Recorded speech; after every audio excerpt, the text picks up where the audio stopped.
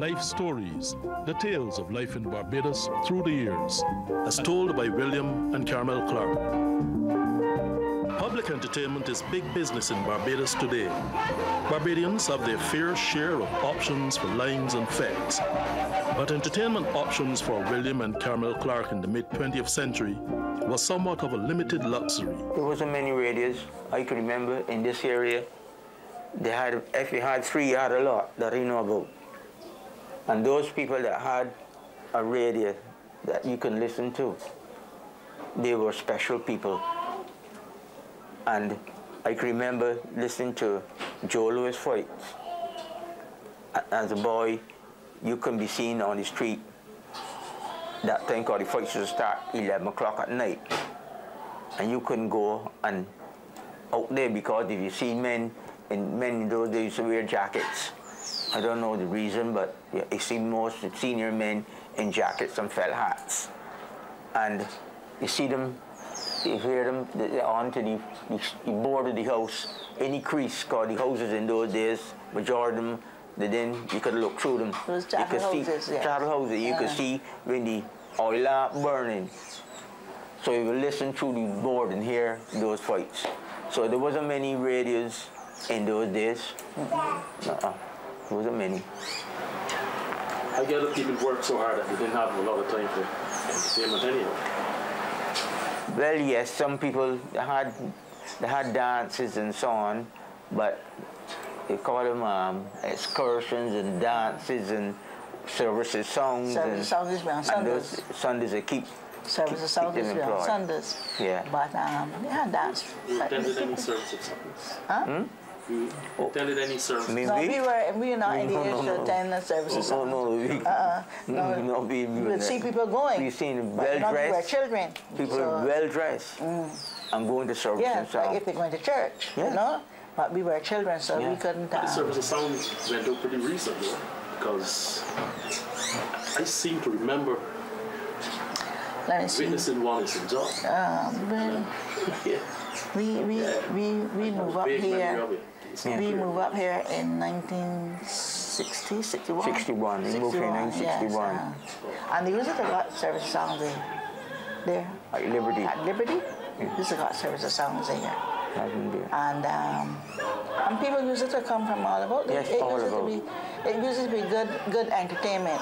Men and women, you know, in those days, not only young boys and girls, but they be full men, full women.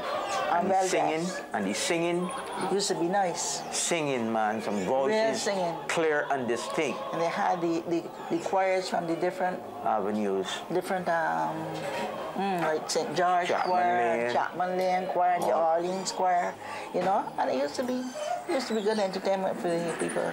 They didn't have no drugs or no guns or nothing, and people used to go out and come in morning and so on, and you didn't hear anybody get killed or nothing. I can remember on Sundays here at Richmond Pastor, you'll meet somebody go and buy a bag of dried coconuts, and they would place them on a top or something that would hold the coconut upright, and you would be throwing stones, and the first person that hit that coconut and break it is yours. Or this entertainment, or they will have goat racing. If you have men have raised goats and they race them. That's what we used to do.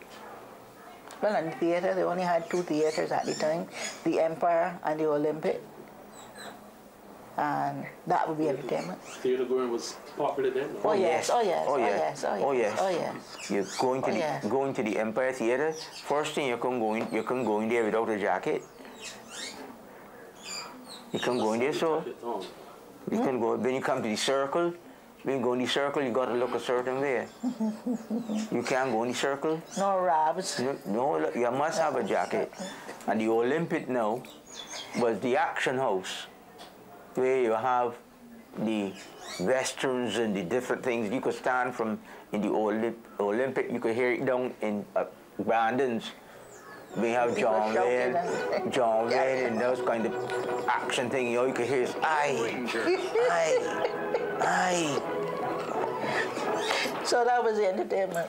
That was entertainment. So then it moved from there, come down to 3 dimensions and all that sort of thing, those kind of pictures. But there were only 2, and that was the thing. 'Cause I personally used to go to every change of picture at the Empire Theatre. Because it used to show a lot of good movies, you see. But nowadays, I've been here now since when they changed to 3 dimension and thing, I just stopped.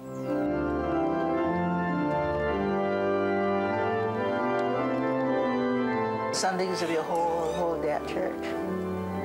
Morning, the service would start at 11 o'clock, but that means you got to leave by 10:30. You're leaving home because you got to walk a little distance to church. And then you come back home, you had something to eat, and you're back again because Sunday school is at 3. All right, that might finish about 5 o'clock or 5:30. And then you're back again for night service, which is 7 o'clock. It wasn't easy. And you had to go. And then if you feel like going or you feel sick today, don't worry to get sick because you're going. It was a must.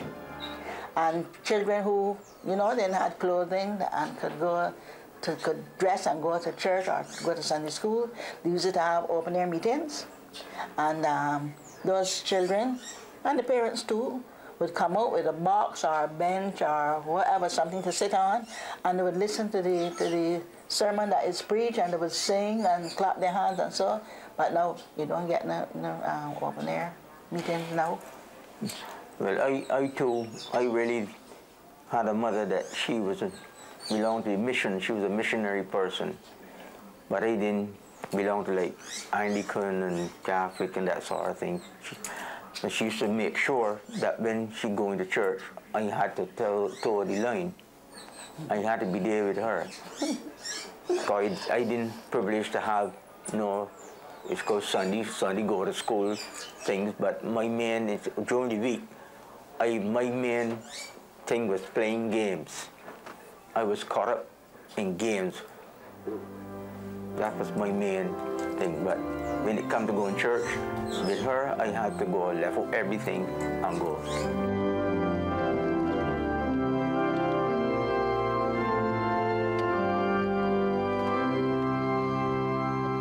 Women used to always wear white. They didn't used to wear black or green or more. Everything was white. Everything was white. And they had horses. At that time, when I first get to know about funerals, Codrington, he had 2 big horses, and you could tell when a person that is an adult had died because he used to dress the horses in black. And if it's a young person, they dress in white. And he used to have walkers. Crowds of people walking. Then now everybody got a car and only one person in it, And but I hear about wake, but I never attended the wake because I was too young. Yes, so wake, the Sunday have the wake. You're dead, you're not buried yet, so the wake start in front of that. At night you have salt, fish and biscuits and various and rum. I hear about saltfish and biscuits. And and black coffee. And black coffee. And you're drinking and eating that all through the night and you're singing. And singing. Singing all night till morning. Singing all night. And people they had no parlors in those days to move off from. People, when you're dead, you move off from your home, from your personal home, and you go on to the cemetery. And people do a lot of walking and so on. But I can remember the man that used to drive the hearse called Bottleneck, a tall man, sitting upright. Real slim. And with pride when he, and the whip in his hand, and the horses just going straight in black or white, and they bowing their heads like that. But horses will be bowing four horses, and they bowing their heads like that as they go. That person and they're doing like that. They're going like that. All the way. But it was a solemn occasion, even like you pass in Eagle Hall, all the shops. Only one door will be open. There'll be one door open. By the time you hear a funeral coming, they run and they close the doors. Only leave one door and open. A man would pass on a funeral, he would tip his hat. Tip his hat, yeah. He will tip his hat as they call the hearse pass. But no such thing these days. Nothing's out of there. They don't do those things these days.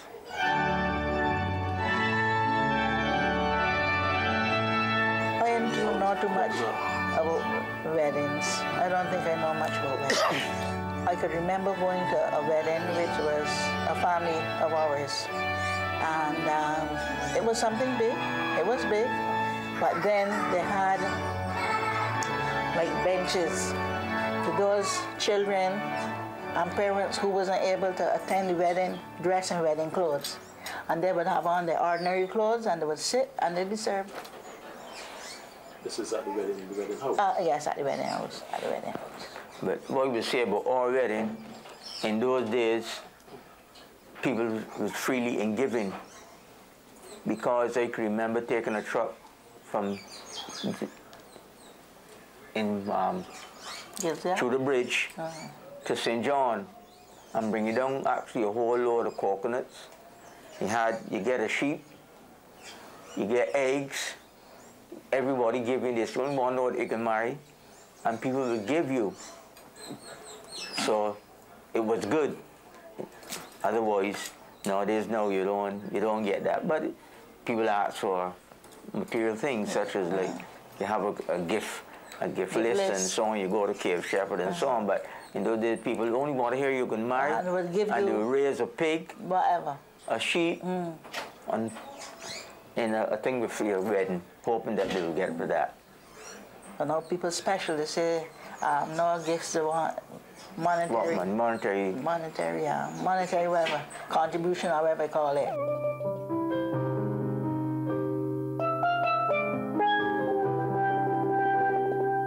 What were relations like between black and white?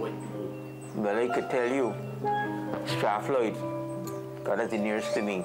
I hear Belvins was so too and whatnot. Fontibel.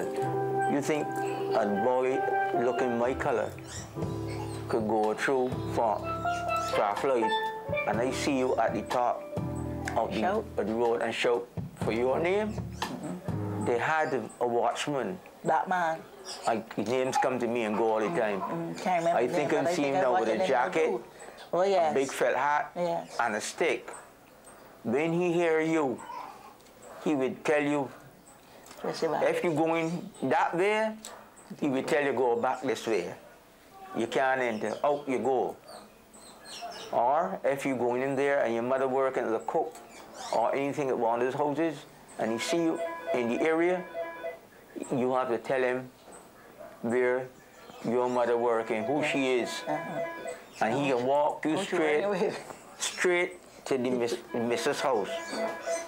Because the whites and the blacks didn't associate.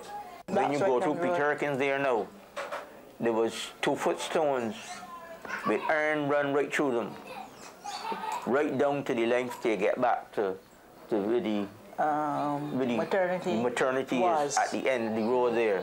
Dividing Strathclyde from Peterkin. You'll walk on Peterkin side, but don't go over to Strathclyde. That's really white people. That's really white people. So we had a system of apartheid in Barbados. Oh yes. It came down in 1961 from the time Barwin. He ordered to take it down. And that's when it came down. Push it down. One road.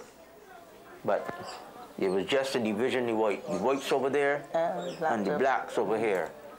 If you only have called, I can remember going and see them playing tennis in Strathclyde, and just could look through the wire like that, not stay too long, and any black boy you see inside there picking up, you only running for the ball when the ball hit and throw it back. And that is it, but you had no shot in there.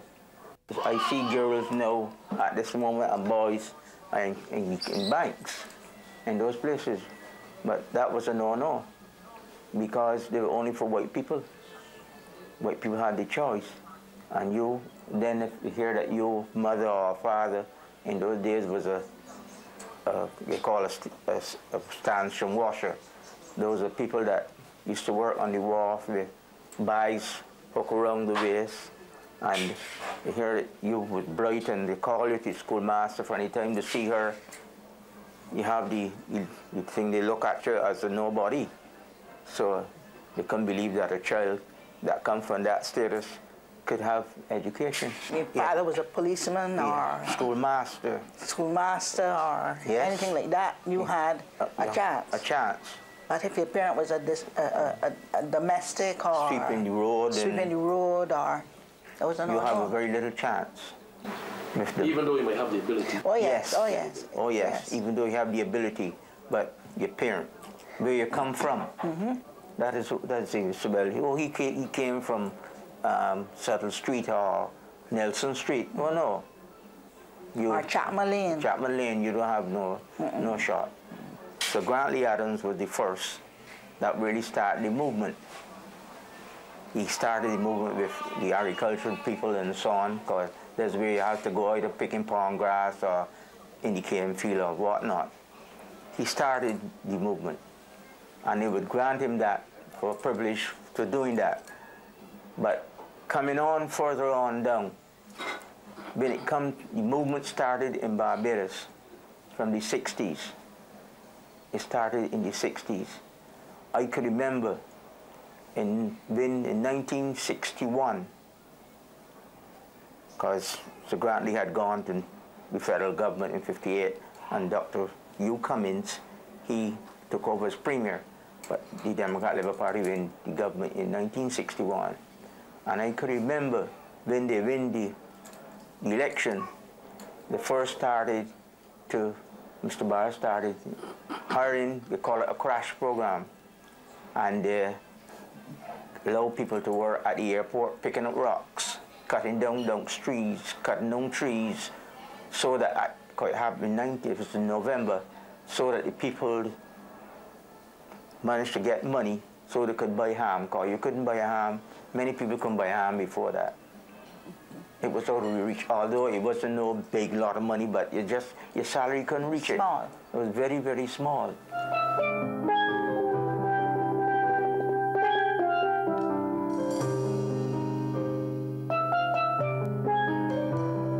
I was going to school at St. Leonard's. That time St. Leonard's School was just below the Shamrock Jordan Supermarket there in that old Road. building that got cars and something like that? Facing down Kensington Road, a building, big building facing Kensington. That was St. Leonard's Boys School there. And I can remember my brother, the one before me, he running with me going through the Chapman, Kensington Road, and bringing me home. So he got away. That time he was living here in Hawkins Gap. And he brought me up to the top of the gap, where by Miss Phillips, they had Miss Phillips bakery shop. There is where now Saw occupy a big place building there now. And I peeped around the shop corner, and I saw a police with a rifle standing, and as soon as he see me, he started to raise it. So I ran back down the road. But I never had the opportunity to go into town or nothing, but I just hear about people lost their lives and that sort of thing, but I was only 8 years old then. I couldn't go nowhere, so I wouldn't know. Well, I was 7. But as I grow older now, I would understand that it's the discontent that really caused the uprising. And it came like a wind blowing from change from down the Caribbean up to Barbados. Discontent with the people. Because as I go back to 1961, would you believe that people in the 60s were taking down wooden houses and selling them for no big money, or will give you a house only to clear the spot so that they could build bungalows? That will show you how the economic power start to move up. Because people were sleeping in grass beds or fiber beds, where you call coconut fiber. You have the stuffing, get the coconut. stuff, Mr. Critchlow, get the coconut fiber and stuff the beds, and make them, if you got one, you may have a good bed. But otherwise, you used to use cuscus grass that grow around the sidewalk, the side road in the place. No, you don't see that now. You don't see that now. Don't see cuscus but grass, things start to move up from that time, and people started. Because I see $20 bills knocking around with the younger men like if it were dollar bills. Money was just, but things only changed from 1974 is what the change came in Barbados. After the oil crisis is what mashed us up. That is what really set us back then. But before that, things were going great guns. And I'm not crossing here to say this. Talk about hire purchase. That was a no-no. You couldn't leave your work and go into town and hire purchase, nothing. No. I had this personal experience going to a place to hire purchase to get a typewriter, or they would say a truss in them days. And the man asked me where he worked. I said, well, he worked at Mount Gay. He said, how long he was there, he tell him and whatnot. He eventually then called my boss. I don't know what he tell him on the telephone. After working all them years, when he came back to me, tell me he can't get it. I said, okay. Then you had Olds discount that was fleecing the people in this country, and Mr. Barr put them out. They used to collect money if you owe and so on, and put you in court and whatnot. And then you had, after that, Mr. Barr put the ID cards telling you, identifying you can go to anywhere in Broad Street or anywhere and present that and hire purchase anything. But that didn't go down well in the country because the other side and the fence, which the opposition to it, they start to ridicule it and start to tell the people, do not take no photograph because the police will find you quicker. We went along to school in the morning and I had a bus from St. Peter or St. Lucie. Used to say the license plate was Elliot. So, you know that they didn't have seats. So people would bring up put the provisions in it and bring it down to sell. And that morning, I remember like now we were going to school and this bus, instead of going into town, it was coming back up from town. So that meant going back in the country. Well, you know, as children, we wouldn't understand what happening. So we went to school and everything, and then I hear that people fighting in town. Well, I had an uncle, which is my father brother, he gone on now, and he was working at Evening Roach, driving the ice truck, delivering ice different parts of the island. So he came for us, and it was 3 of us at school then. And when the truck that we were in, cause this is the ice truck now, and we were small, so we could always sit down inside the truck with him. And he, you know, in those days, when you're driving a truck, you had a second. And when we got to Westbury Road, the people start, there was men, and they start pelting rocks at the van, you know. And the second say, Carmen put me out here, man, cause them licking up Mr. Evening Roach van, put me out here. But my uncle didn't stop, you know, cause you know the people, all the crowd and everything. And then I hear how people were shot, and there was an old lady, I don't remember her name. But she was a character in town, like she was at the, like take false oath and make out summonses and so on. And I heard that the police shot her by her house door, and that was in James Street, just opposite the, you got the bank now, I can't remember what bank it is, but they had some little houses there, what do you call them, hip houses, was rented houses, you know, and she's named Pompey. The old woman is named Pompey, and they had her picture in the papers that the police had shot her dead. She was coming out of her house. Well, that's about all I know. So the police seem to, from what I hear, to have been shooting just it's black people. Yes, yes. Black people. Yes, yes. The black people. Once it was black and you out, you might be going home. Because I remember a woman say she was pregnant and she was going home from work and the police shot her. It appears that the police in those days, you didn't have to have the big lot of education. Yeah, only had, once you had the big structure, once it was the big, height and the size, yes, yes, and look you like could a vagabond. aspire to be a policeman. Yes, you could be a policeman. In those days, and I understand the people was, the white people, the owners of the businesses, was heading for the country, run away from the town. But the police defended Even the ordinary poor person that was running from town too, I understand they were in danger too, because some of them was even shot. The union came about in a very good time, because you didn't have no choice as a worker. You go to work, you had time to start, but you had no time to knock off. Especially people like shop attendants and those kind of people. You just work all around the clock. Nobody to tell you, well, your time is 8 till 4 and nothing so. And the wages, you didn't have much choice of saying, well, you want certain amount of money for doing that. You're just being paid. You don't even ask. When you get the job, you don't know what you're working for, and they just pay you. So the union came about then.